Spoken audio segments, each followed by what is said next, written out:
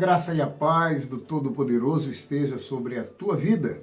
Aqui quem vos fala é o pastor Evanuel Olegário Lins. E quero dar a saudação de boas-vindas a todos vocês que estão vendo este vídeo. Que Deus continue abençoando as vossas vidas. Nós estamos aqui no Projeto Bereano CPP. Que vem ser isso, pastor? Projeto Bereano CPP é um curso preparatório para pregadores. E eu gostaria já de pedir a vocês para se inscrever no nosso canal. Deixe aqui o seu like para que você possa estar nos ajudando a divulgar esse trabalho. É bem verdade que quando falamos dos bereanos, nós estamos falando dos habitantes, dos moradores da cidade de Bereia. Segundo o dicionário bíblico Orlando Boyer, essa cidade de Bereia fica a 80 quilômetros da cidade de Tessalônica. É interessante notarmos que essa cidade é uma cidade da Macedônia. E o capítulo 17 do livro de Atos dos Apóstolos vai nos mostrar o momento em que Paulo é enviado da cidade de Tessalônica para a cidade de Bereia, juntamente com seu companheiro Silas. E ao chegar em Bereia, a Bíblia vai nos relatar, e eu quero ler com vocês, especificamente para explicar de onde surgiu esse projeto no meu coração, capítulo 17, versículo 11 do livro de Atos, e você já vai entender.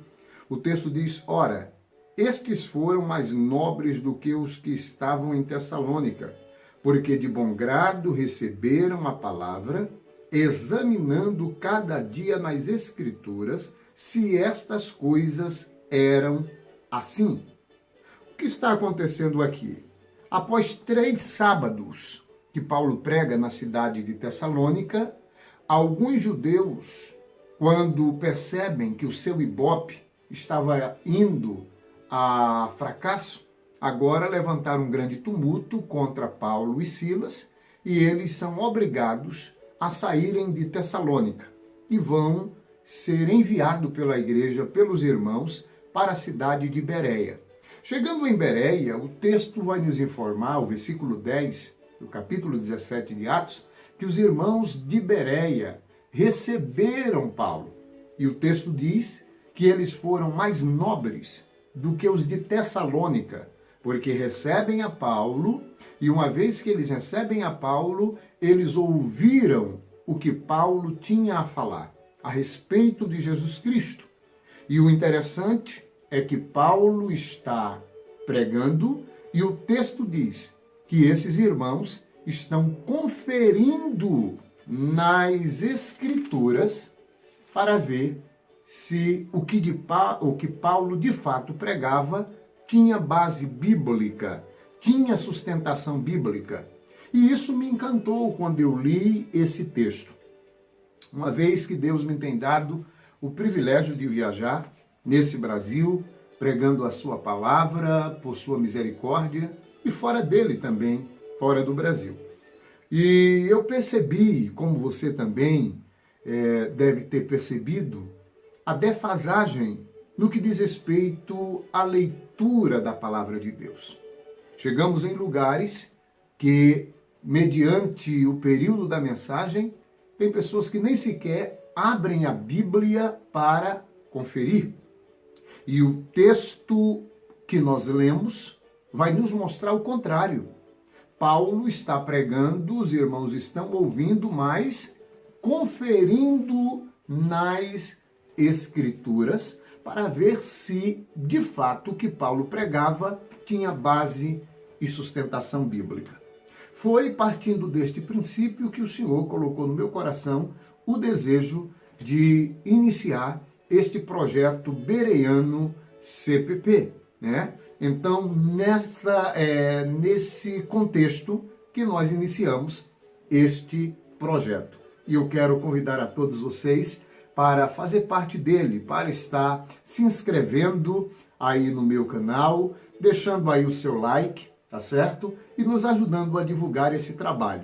Tenho como proposta todos está postando alguns vídeos concernente à palavra de Deus para que nós possamos trocar algumas ideias e aprender uns com os outros. E eu tenho a pretensão nesse canal de motivar você a cada vez mais a ir para as Escrituras e conferir o que está sendo pregado em nossos púlpitos, uma vez que, por falta de não lermos e não conferirmos o que está sendo pregado, grandes heresias estão surgindo a partir dos nossos púlpitos.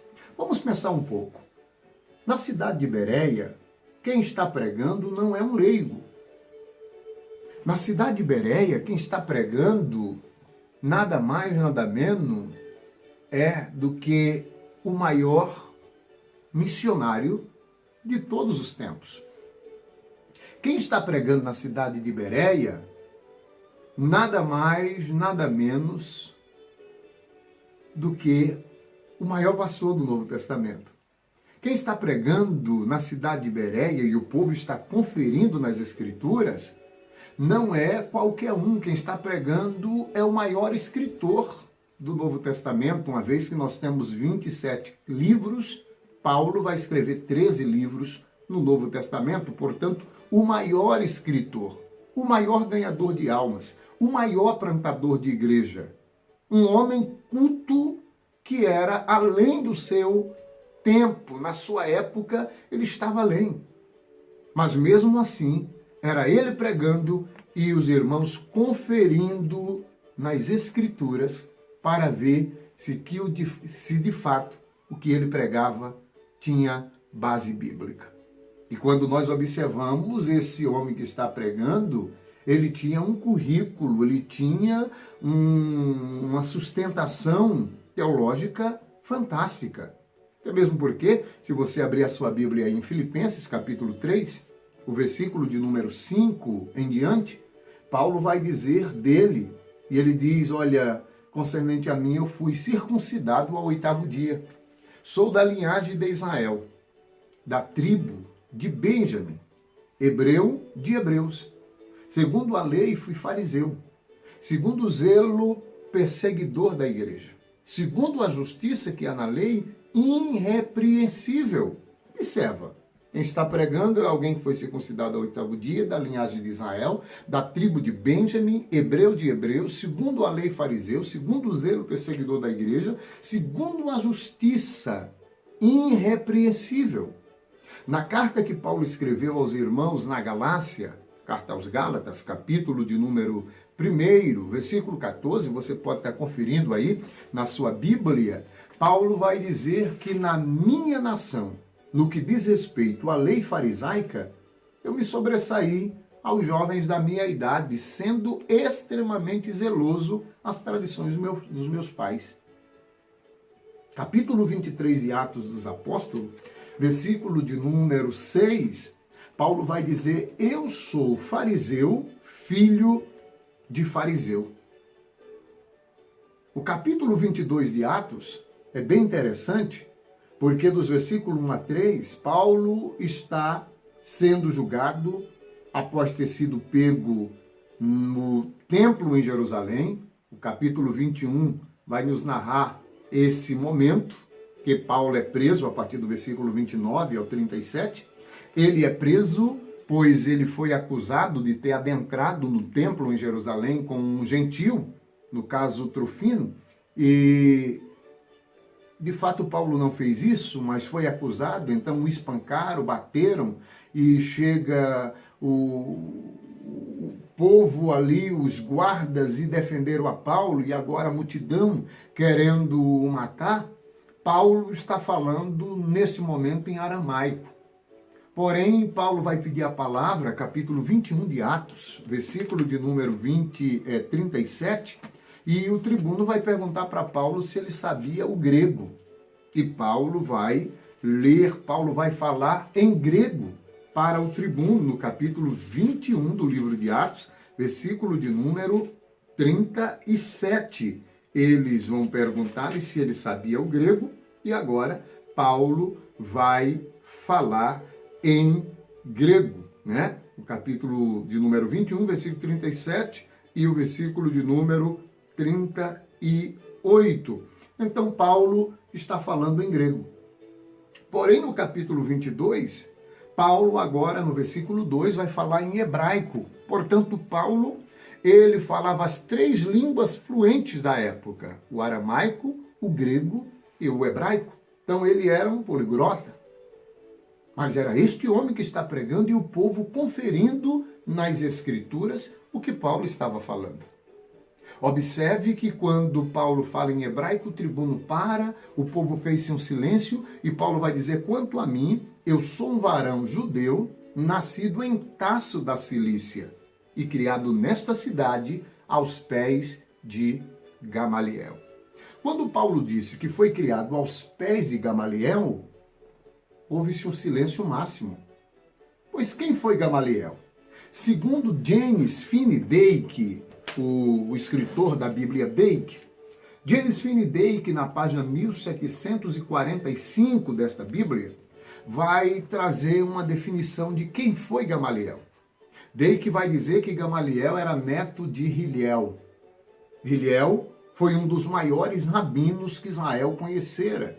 Esse Hillel, gera um filho por nome Simeão. E Simeão vai gerar o Gamaliel. E Gamaliel se torna o 34º receptor, tradutor da lei mosaica para o povo. Gamaliel chegou a sentar na 5ª cadeira do Sinédrio.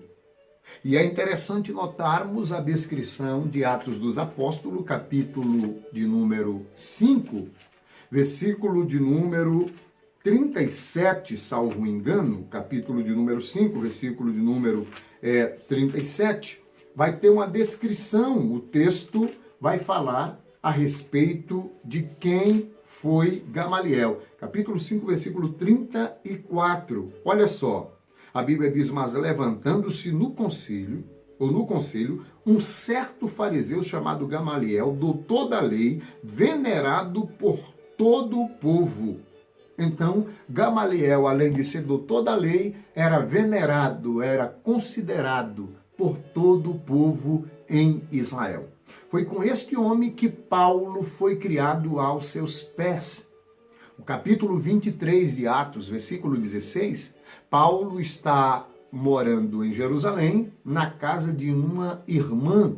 A Bíblia vai fazer menção do seu sobrinho, e a tradição vai dizer que Paulo, ele vem de Tarso da Cilícia para estudar em Jerusalém e vai ficar morando na casa dessa sua irmã, do qual a Bíblia faz menção do seu sobrinho.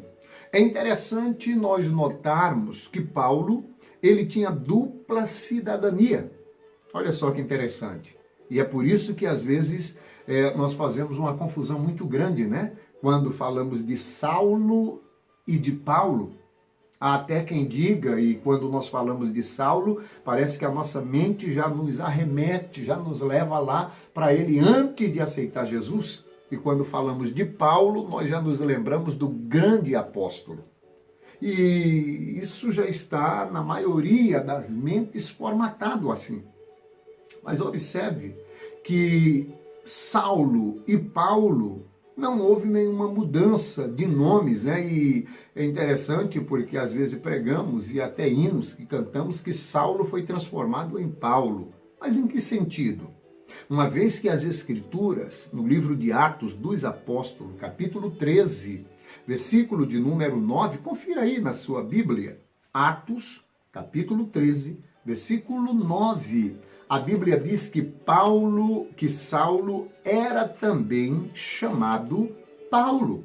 Portanto, não houve nenhuma mudança de Saulo para Paulo, pois a Bíblia já é taxativa em nos informar que todavia Saulo, que também se chamava Paulo. Por que isto?